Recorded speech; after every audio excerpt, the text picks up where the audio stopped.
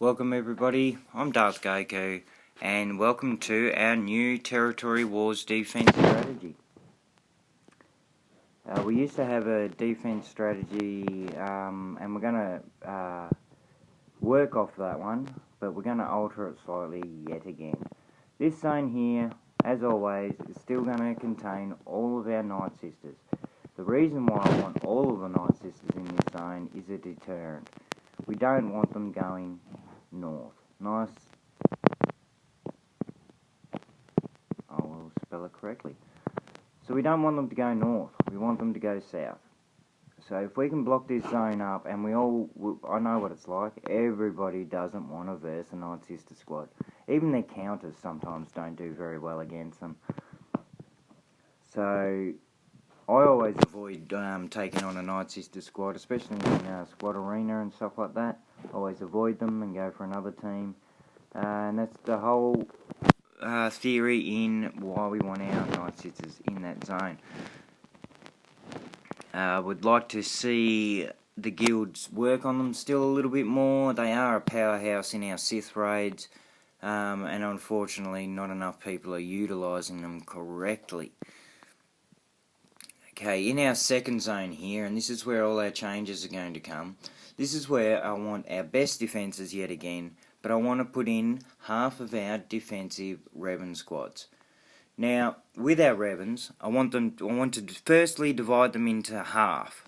I want half of the members to attack with their Revans, and I want the other half of the members to put their Revans in defence.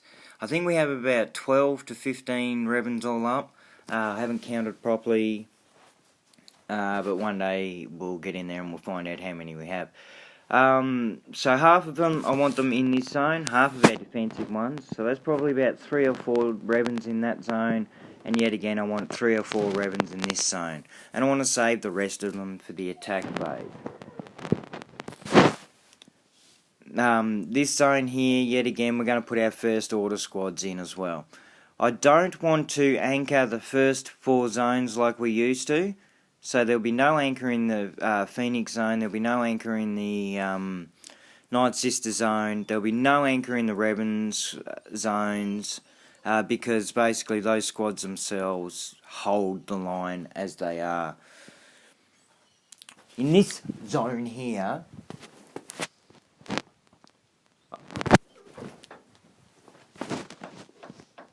sorry everybody. In this zone here, I want to put our scrap squads, but we're going to anchor it again. Our anchors, I want to be even stronger than they used to be. We used to use about 3 or 4 squads to anchor each zone. I want to bump that up by at least 1 squad, so we'll be looking in the 4 or 5 squads to anchor the first 2 zones here.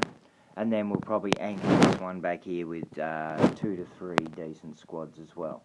We want to still put in our weaker fleets in the back here and our strong fleets at the front. If the weak fleets are at the front, that's pretty much gives them a free attack. Because they can see it and they go, oh well, that's an easy one to beat, and they take the banners for it straight away. But if they're in the back here, then they may not even make it all the way to the back zone, and those fleets will just gain defensive banners for free. Now, with our attack, I want to save half of our Revans for the attack zone, and keep an eye out for what bonuses are in play this time.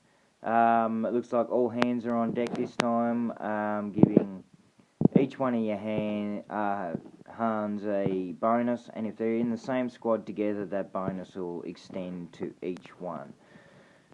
Save them for attack. They're not that good on defense, I've noticed, so just keep them in your arsenal. They're pretty good to wipe out a good squad. And if we have a look here, droids are going to give us this bonus yet again. If you come across a squad that you can't beat, try using droids to attack with and see what happens. You never know your luck. Alright everybody, I'm Darth Goku, and have a good night.